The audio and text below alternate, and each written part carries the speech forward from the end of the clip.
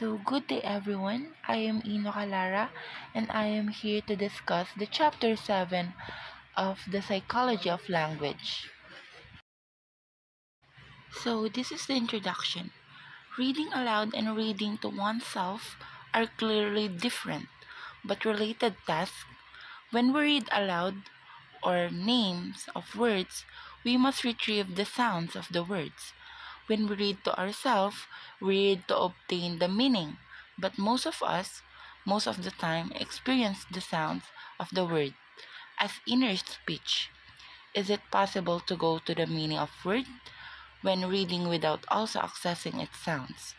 By the end of this chapter, you should first know how different languages translate words into sounds and understand the alphabetical principle.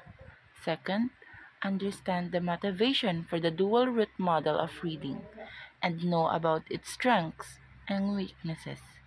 Third, appreciate how different types of dialesia relate to the dual root model and also the problems they pose for it. Last, know about the connectionist models of reading and how they account for dialesia. The first lesson in this chapter is the writing system. When we say writing system, the basic unit of written language is the letter.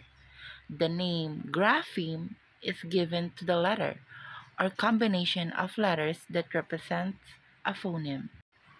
For example, the word ghost contains 5 letters and 4 graphemes: the GH, the O, S, and T, representing 4 phonemes.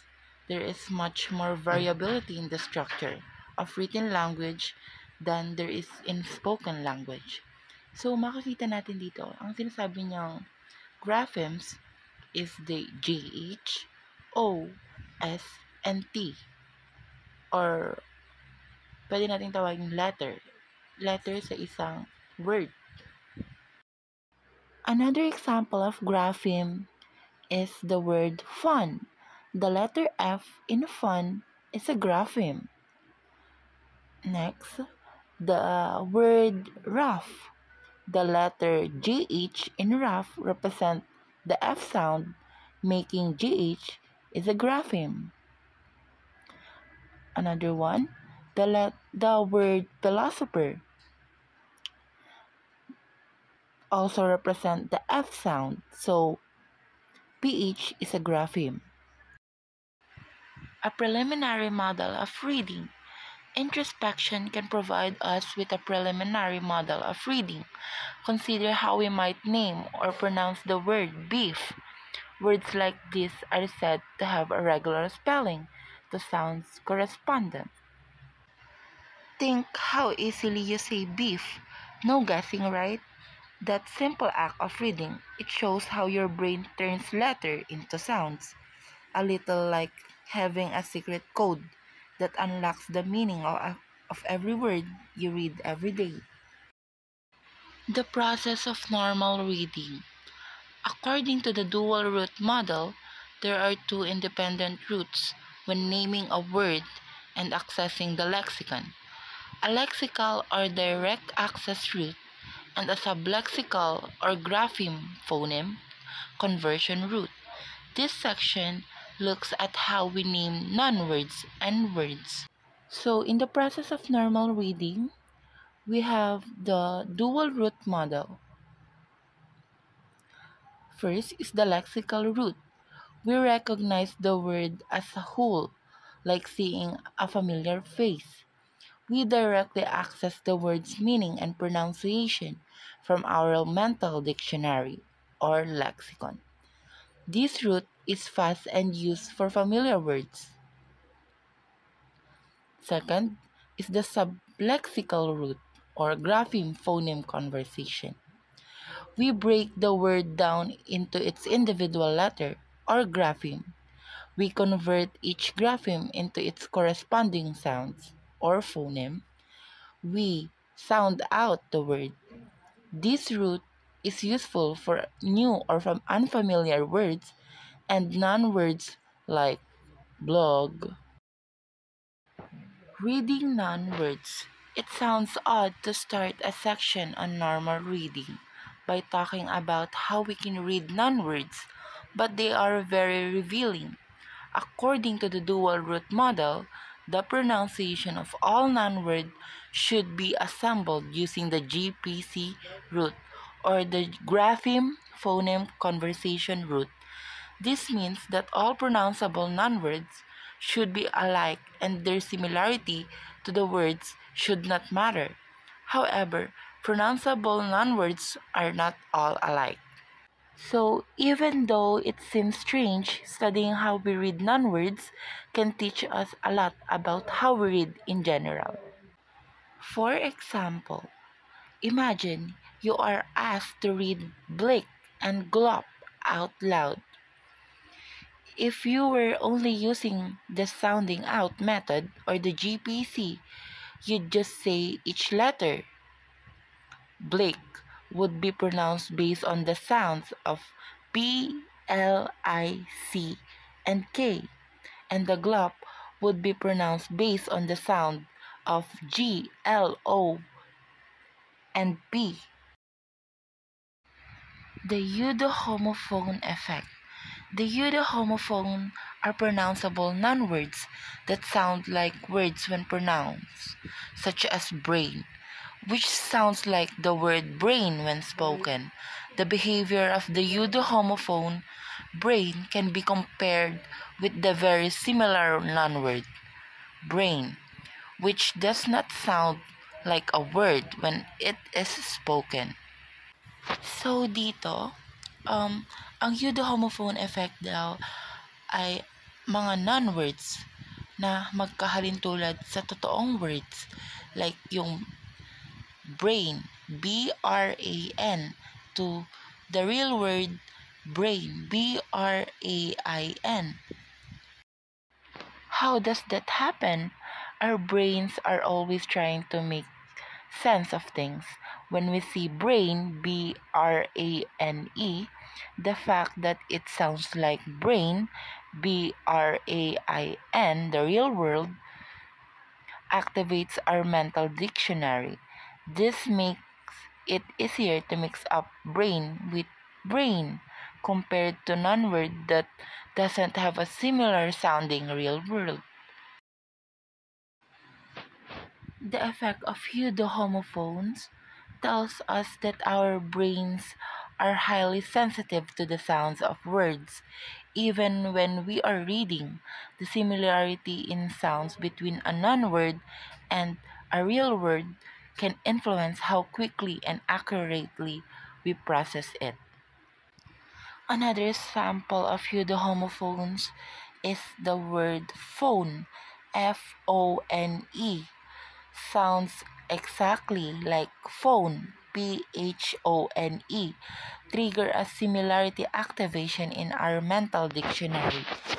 As real words do, this auditory similarity can lead to brief moments of confusion or processing delays during reading, as the brain momentarily consider the non-words to be the actual word, thereby highlighting the profound influence of sounds on word recognition and demonstrating how our brains constantly integrate auditory and visual information while reading.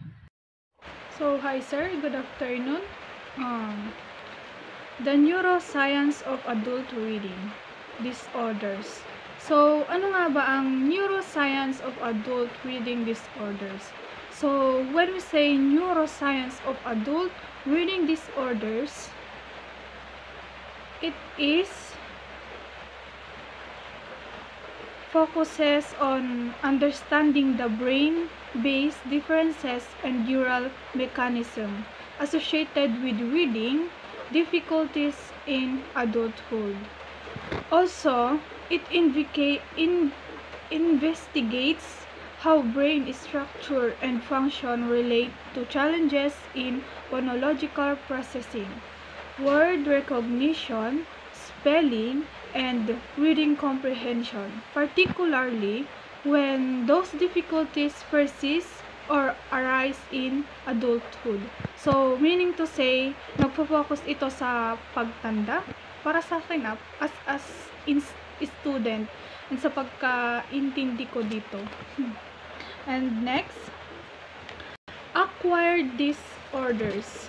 So, pag sinabi namang acquired disorders, this is the result of head trauma such as stroke, operation, or head injury lead to disruption of processes that were functioning normally. Tapos, next, developmental disorders. So, when it comes to developmental disorders, ito naman yung result of abuse trauma and which disrupt the development of particular function. So, for example, intellectual disability, autism spectrum disorders, and attention deficit hyperactivity disorders. Yun yung mga example na nakita ko based in Google. Yes, Google. Tapos, next, dyslexia. So, when we say dyslexia, a learning disability in which people have difficulty learning to read. So, for example, difficulty with phonological awareness, understanding the sound of language, trouble with letter, sound, correspondence, and challenges with reading comprehension. Parang same lang din sa parang pinaikot-ikot lang niya. Yeah, cherries! So, next,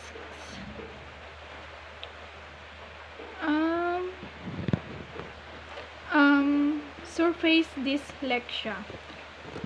Surface dyslexia, people with surface dyslexia have a selective impairment in the ability to read a regular word.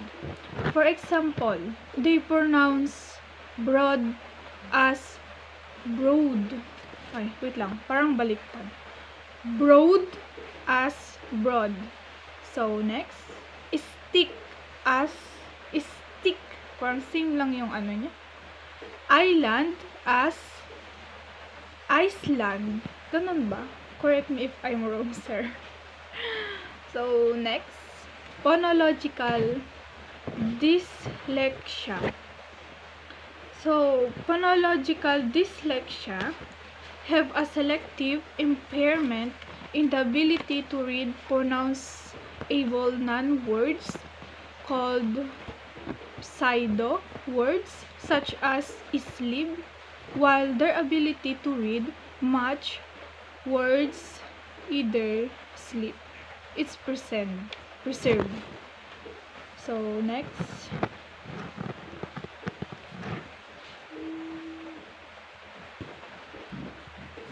Deep dyslexia. So, deep dyslexia, it is an acquired reading disorder marked by the occurrence of semantic errors or semantic paralexias. For example, river as an ocean, city as an town, large as an big. Next. Deep dyslexia do not use the left hemisphere for reading. Instead, people with deep dyslexia might use a reading system based in the right hemisphere that is normally suppressed, called HART, 1980, Safran, Boggio, Squartz, and Marin, 1980, Zaydal, and Peters, 1981. Based to them. And next, left hemisphere is the primary responsible for language, logic, and analytical thinking. So sa right hemisphere, it is associated with spatial ability, creativity, and emotional processing among their function. Next, acquired dyslexia. Acquired dyslexia is a reading difficulty that emerges after a person has already learned to read, usually due to brain injury or illness. So, for example, pure alexia. When we say pure alexia, it is also called alexia without agraphia. So, a person can write but cannot read anything at all. So, next, models of word naming. So, ano nga ba ang models of word naming? So, when we say models of word naming, both the classic dual root and the single root lexical instance model face a number of problems. Single root model. Ito naman yung appear to provide no account of non-word pronunciation, and it remains to be demonstrate how neighborhood affects a word pronunciation.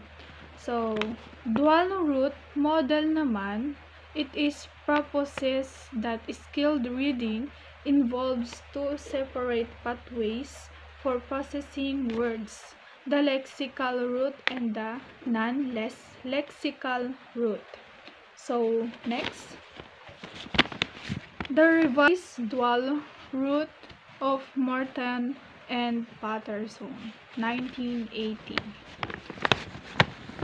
It is processes that reading aloud involves two main processing pathways. This is the lexical root and a non-lexical root. So next,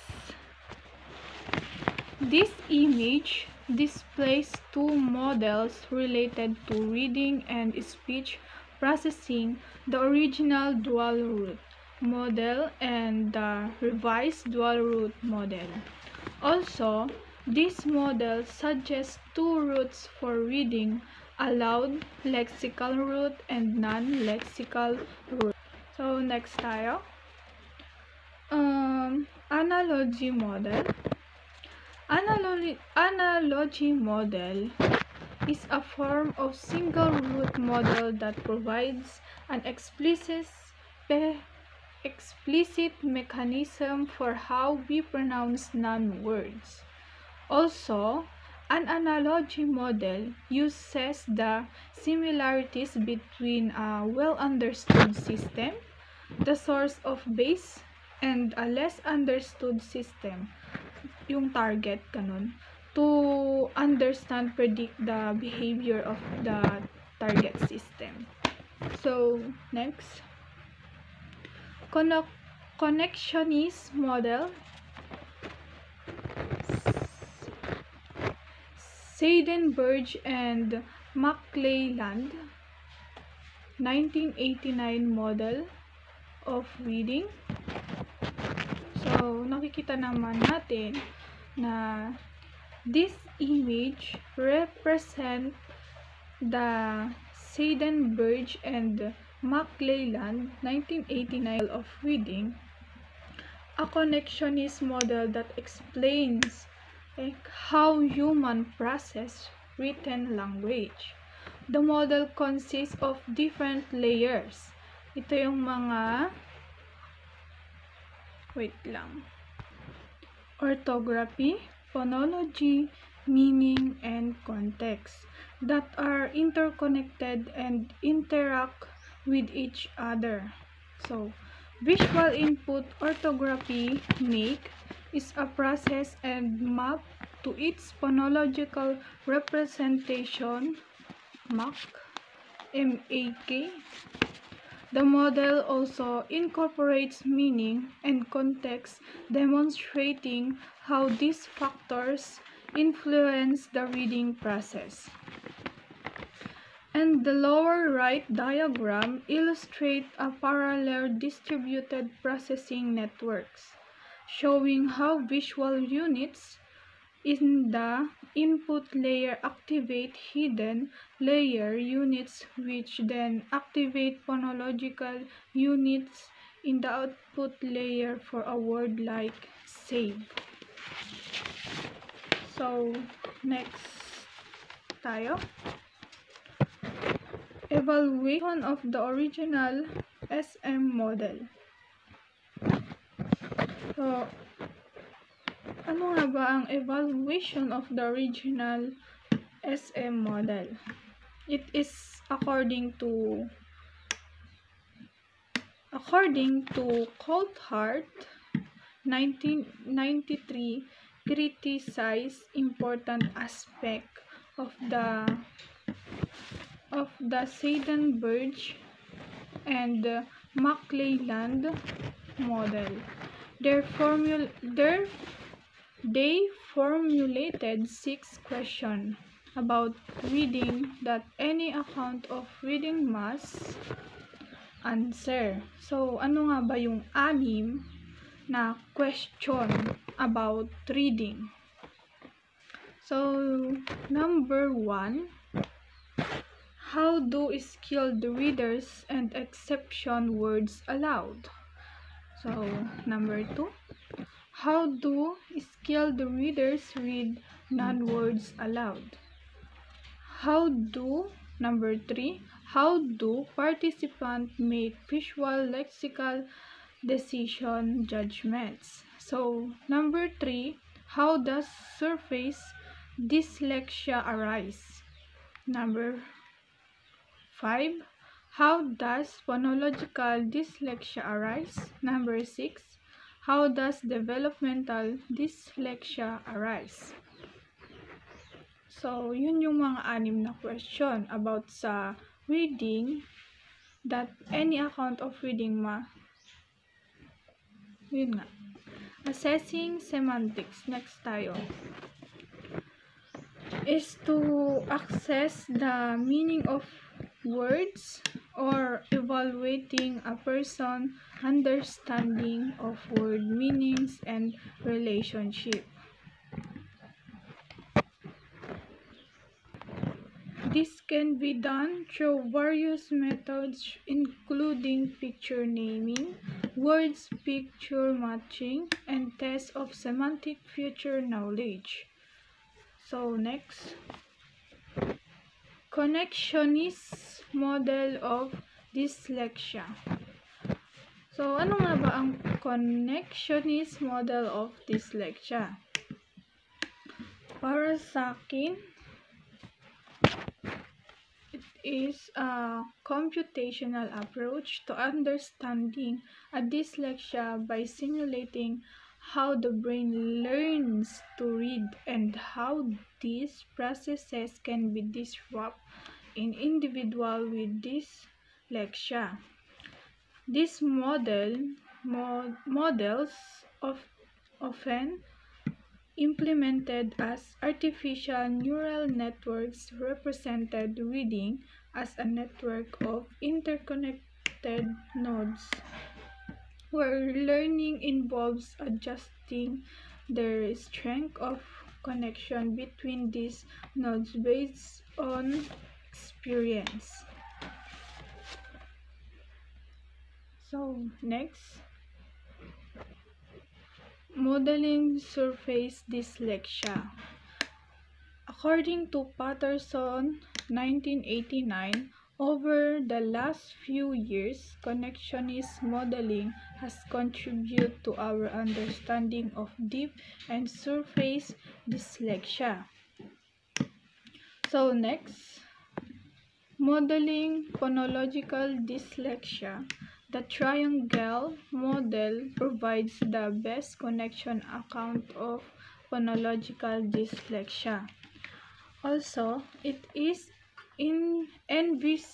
investigates reading as taking place through the three roots conceptualized in the original SM model. Next, modeling deep dyslexia. According to Hinton and Charles 1991, lesson another connectionist model to simulate deep dyslexia.